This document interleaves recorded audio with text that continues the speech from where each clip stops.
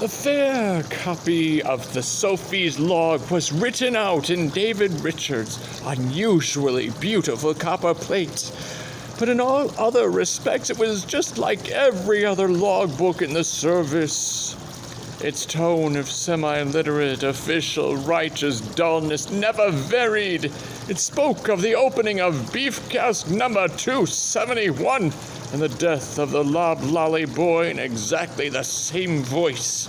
It never deviated into human prose, even for the taking of the sloop's first prize. Thursday, June 28th. Winds variable. Southeast by south coast, south 50 west, distance 63 miles, latitude 42 degrees 32 north, longitude 4 degrees 17 east, Cape Creus.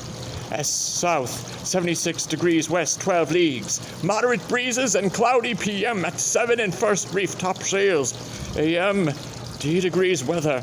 Exercising the great guns the people employed occasionally. Friday, June 29th, south and eastward light airs and clear weather exercising the great guns. PM employed worming the cable. AM moderate breezes and clouds and third reef main topsail bent, another fore topsail and close reefed it. Hard gales at 4-handed the square mainsail, at 8 more moderate reefed the square mainsail and set it. At noon calm departed this life Henry Gouges, loblolly boy, exercising the great guns. Saturday, June 30th, light airs, inclinable to calm, exercised the great guns.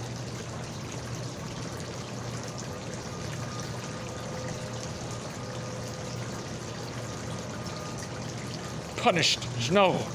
Shanahan and Thos Yates, with 12 lashes for drunkenness, killed a bullock weight, 530-pound remains of water, 3 tons. Sunday, July 1st, mustered the ship's company by divisions, read the articles of war, performed divine service, and committed the body of Henry Gouges to the deep at noon, D degrees weather. Ditto weather. But the sun sank towards a livid, purple, tumescent cloud bank piled deep on the western horizon, and it was clear to every seaman aboard that it was not going to remain ditto much longer.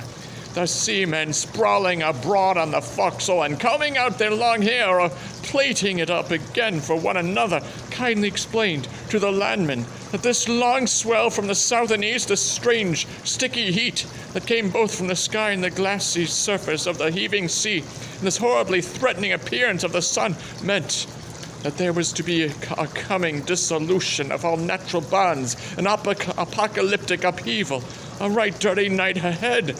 The sailor men had plenty of time to depress their hearers, already low in their spirits because of the unnatural death of Henry Gouges, had said, "Ha ha, mates, I am 50 years old this day." Oh dear, and had died sitting there, still holding his untasted grog. They had plenty of time, for this was Sunday afternoon, when in the course of nature the forecastle was covered with sailors at their ease, their pigtails undone. Some of the more gifted had queues they would tuck into their belts. And now that these ornaments were loosened and combed out, lank when still wet or bushy when dry and yet as yet ungreased, they gave their owners a strangely awful and foreboding look, like oracles, which added to the landmen's uneasiness. The seamen laid it on, but with all their efforts they could scarcely exaggerate the event. The southeasterly gale increased from its first warning blasts at the end of the last dog watch to a great roaring current of air by the end of the middle watch. A torrent so laden with warm rain that the men at the wheel had to hold their heads down and cup their mouths sideways to breathe. The seas mounted higher and higher. They were not the height of the great Atlantic rollers, but they were steeper and in a way more wicked. Their heads torn off streaming in front of them so as to race through the Sophie's tops. And they were all tall enough to becalm her as she lay there atry, riding it out under a storm stay sail.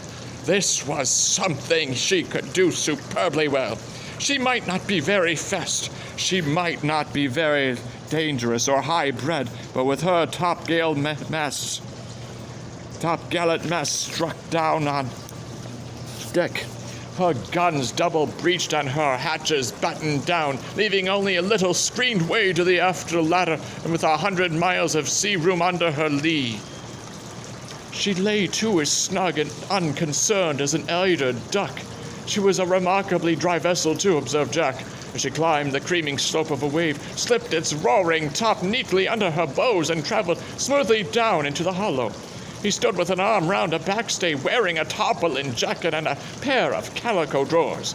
His streaming yellow hair, which he wore loose and long as a tribute to Lord Nelson, stood straight out behind him at the top of each wave and sank in the troughs between. A natural anemometer, and he watched the regular dreamlike procession in the diffused light of the racing moon. With the greatest pleasure, he saw that his forecast of her qualities as a seaboat was fulfilled and indeed surpassed.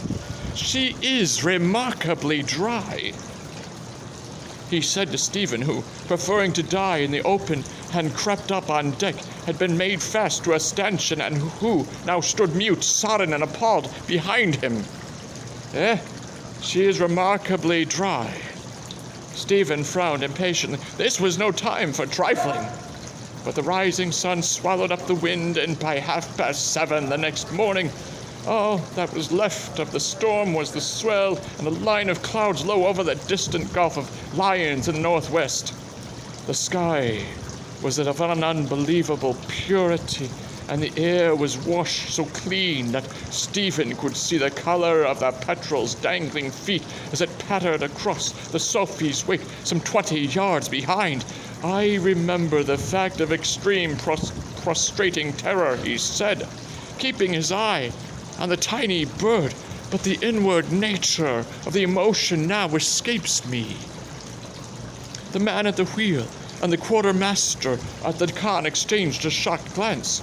It is not unlike the case of a woman in childbirth, went on Stephen, moving to the taffrail to keep the Petrel in view and speaking rather more loudly. The man at the wheel and the quartermaster looked hastily away from one another. This was terrible. Anybody might hear. The Sophie's surgeon, the opener, in broad daylight, and upon the entranced main deck of the gunner's brain pan, Lazarus Day, as he was called now, was much prized, but there was no telling how far he might go in impropriety. I remember an instance.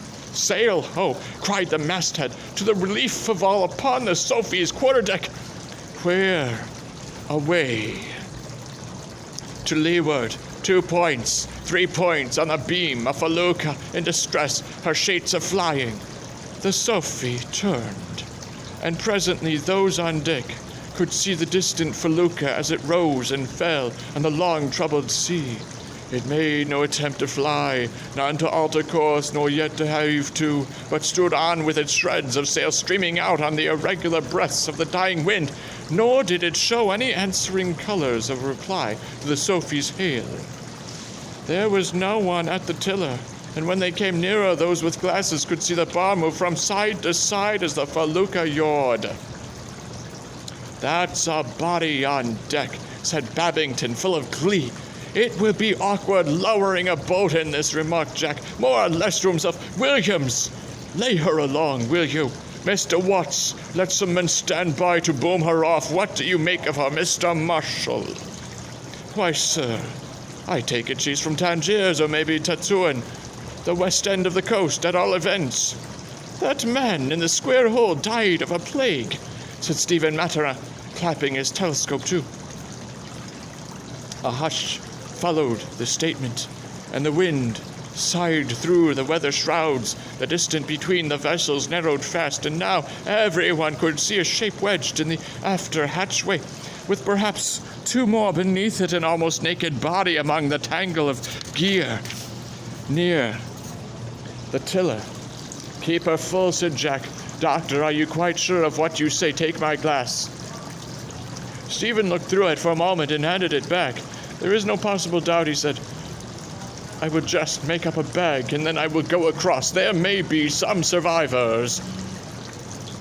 The felucca was almost touching now, and a tame genet, a usual creature and Barbary craft on account of the rats, stood on the rail, looking eagerly up, ready to spring.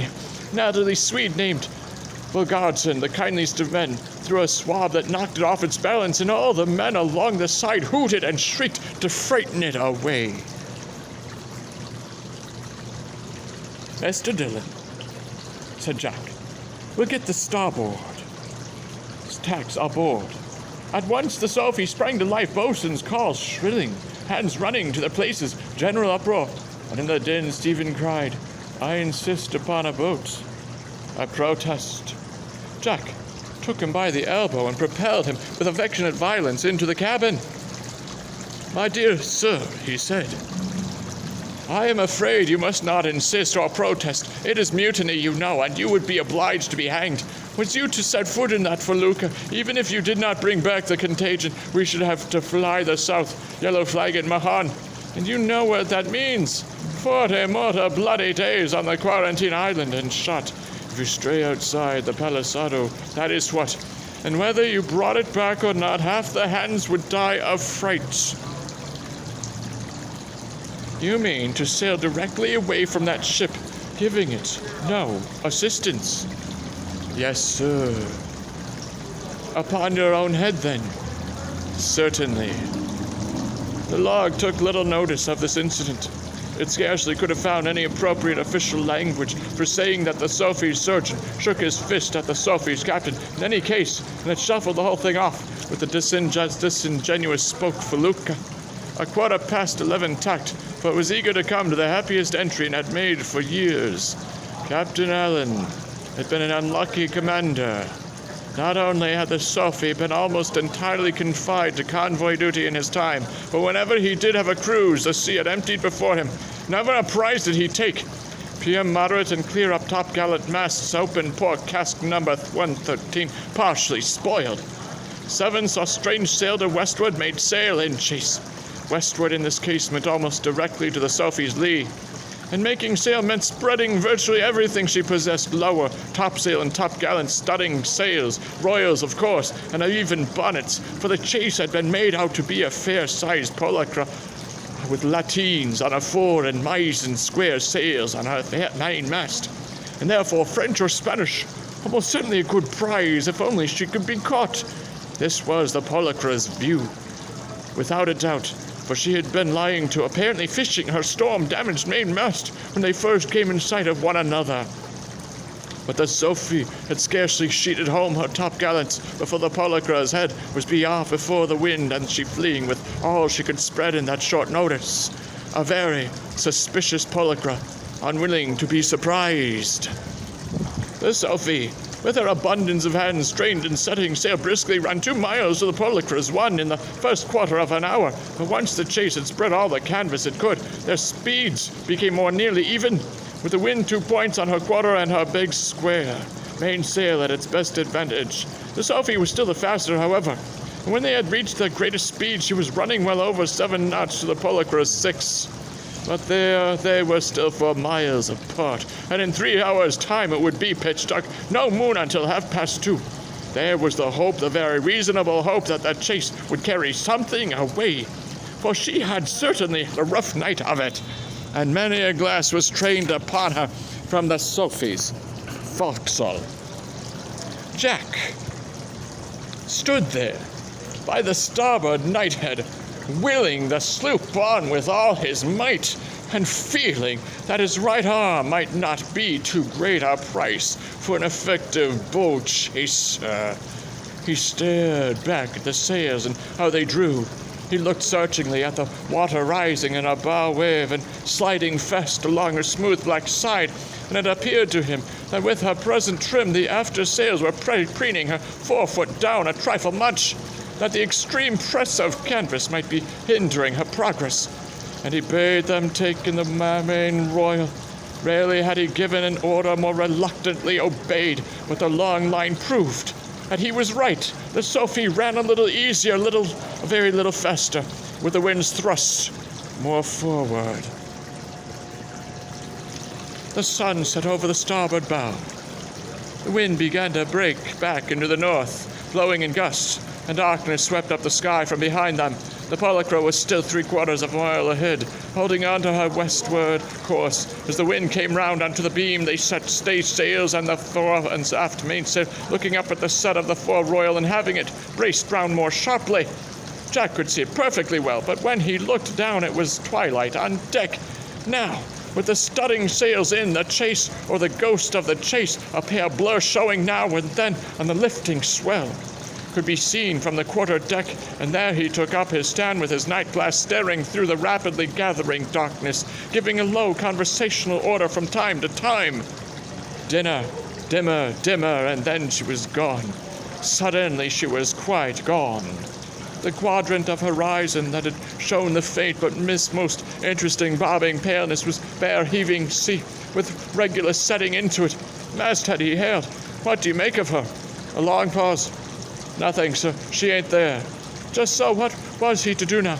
He wanted to think there on deck in the closest possible touch with the situation. With the shifting wind on his face, the glow of the binnacles just at hand, and not the least interruption. And this the conventions and the discipline of the service allowed him to do, the blessed inviolability of a captain so ludicrous. At times, such a temptation to silly pomp wrapped him about, and his mind could run free. At one time he saw Dillon hurry Stephen away. He recorded the fact, but his mind continued its unbroken pursuit of the answer to his problem. The Polacra had either altered its course, or would do so presently. The question was, where would this new course bring it to by dawn? The answer depended on a great many factors, whether French or Spanish, whether homeward or outward bound, whether cunning or simple, and above all, upon her sailing qualities. He had a very clear notion of them, having followed her every movement with the utmost attention for the last few hours. So building his reasoning in such an instinctive process could be called by that name. Upon these certainties and a fair estimate of the rest, he came to this conclusion. The Polacra had won. She might possibly be lying there under bare poles to escape detection, while the Sophie passed her in the darkness to the northward. But whether or no she would presently be making all sail, close hauled for Agde or Set, crossing the Sophie's wake and relying on her lateen's power, or of lying nearer to run her clear to windward, and so to safety before daylight. If this was so, the Sophie must tack directly, and work to windward under an easy sail. That should bring the Polacra under her lee at first light, for it was likely that they would rely on their fore and mizzen alone. Even in the chase, they had been favoring their wounded mainmast. He stepped into the master's cabin, and through narrowed, light-dazzled eyes he checked their position. He checked it again with Dillon's reckoning, and went on deck to give his orders. "Mr. Watt," he said, "I am going to put her about, and I desire the whole operation shall be carried out in silence. No calls, no starting, no shouts." "No calls it is, sir," said the boatswain, and hurried off, uttering all hands back to tack ship in a hoarse whisper wonderfully curious to hear. The order and its form had strangely powerful effect. With as much certainty as though it had been a direct revelation, Jack knew that the men were wholly with him, and for a fleeting moment a voice told him that he had better be right, or he would never enjoy this unlimited confidence again.